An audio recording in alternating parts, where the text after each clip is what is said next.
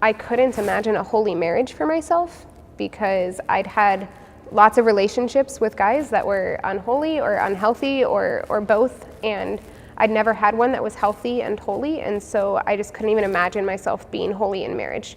And so I didn't want to enter the monastery if I thought that it was the only way I could be holy. I wanted to enter if I thought it was the way God wanted me to be holy.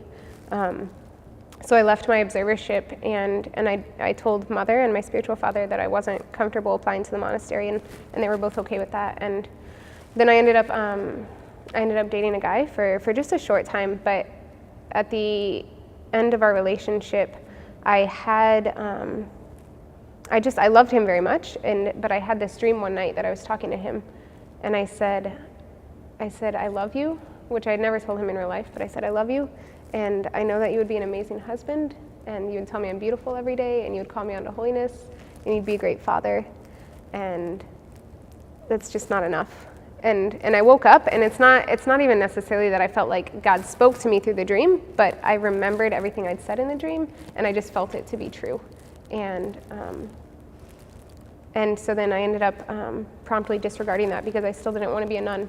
But then I later had spiritual direction, and I'd been having, for the past few months, I'd been having this anxiety, and I didn't know what it was about, because everything individually in my life looked good. Like I had this great relationship, this great job, these great roommates, and I couldn't figure out where the anxiety was coming from. And in direction, my spiritual father says, how are things with your boyfriend? And I said, great. And he's like going through everything, and we're like 30 minutes into it, and he was like, wow, it seems like everything's really good. This is the easiest direction we've ever had. And I was like, yeah. So listen, you remember when you told me that it's not necessarily that God suddenly calls us to one vocation or another, but it's that we suddenly realize a desire for one or the other. And he said, yeah, but it's okay if that's not how it works for you. And I was like, but do you remember saying it? And he said, yeah, but that's not how it works for everyone. And I said, do you remember saying it? And he said, yeah, I remember. And I said, I want to be a nun.